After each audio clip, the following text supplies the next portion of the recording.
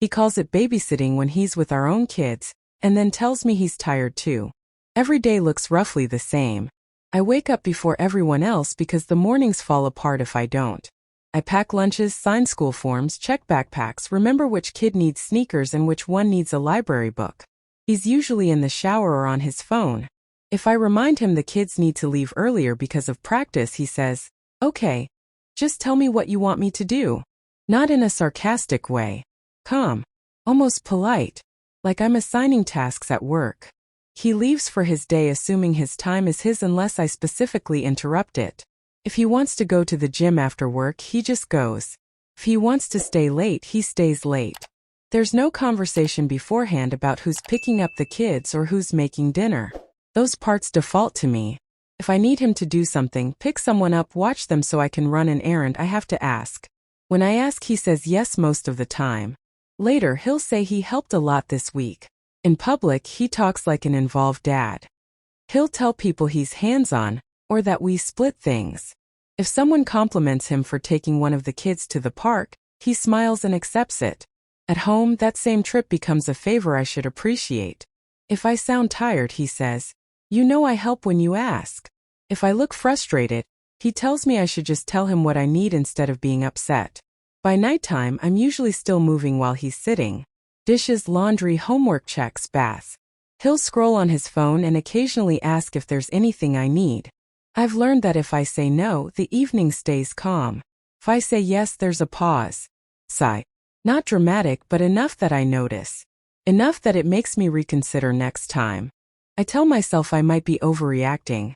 He's not refusing. He's not disappearing. He goes to work, comes home, pays bills. Sometimes I think maybe this is just how marriages are and I'm expecting too much. I minimize it by telling myself at least he doesn't complain about the kids, at least he loves them, at least he's present in his own way. I even catch myself saying things like, "He just doesn't see what needs to be done," as if that explains why I see it all. We met in a very normal way. Through mutual friends at a casual get-together. We talked about work, music, where we grew up. He was easy to talk to. Nothing dramatic. No big gestures. Just steady conversation and a sense that he was reliable. When we started dating, he showed up when he said he would. He answered texts. He didn't play games. That mattered to me more than anything. Early on, things felt balanced enough. We didn't have kids yet, so the workload was smaller. If I cooked, he cleaned. If I planned something, he showed up. It felt adult. Predictable. I didn't feel like I had to manage him. When we talked about the future, he said he wanted a family and to be a good dad. That sounded like shared responsibility to me. I didn't ask what that meant in detail. I assumed it meant what it meant to me. The first shift was small. After our first child was born, I asked him to take over the nighttime routine one evening so I could sleep. He said, "Sure, just tell me exactly what to do." I remember thinking that was strange, but I brushed it off. He hadn't done it before. Of course he needed instructions.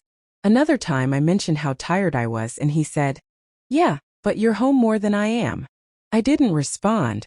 I told myself he was stressed too. As time went on, those moments repeated. He'd wait for direction. I give it. Or I wouldn't, and I'd just do it myself. When I brought up how overwhelming it felt to carry everything, he'd say, "I can help more, you just need to ask." The conversation would end there. No plan. No change. Just that sentence hanging between us like a solution. I started adapting. I stopped asking for things that felt like they should be obvious. I made lists in my head instead of out loud.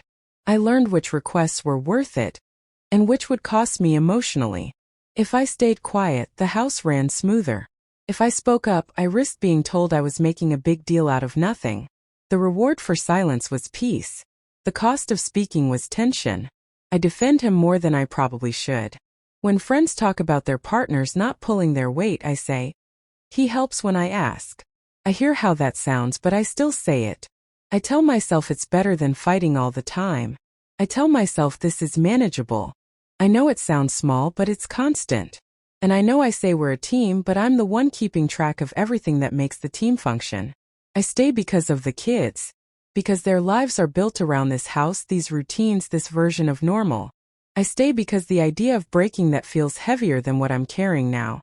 I stay because I'm scared of what it would look like to do all of this alone officially, instead of alone while married. I stay because I don't know how to explain to my family why something that looks fine from the outside feels so unbalanced from the inside.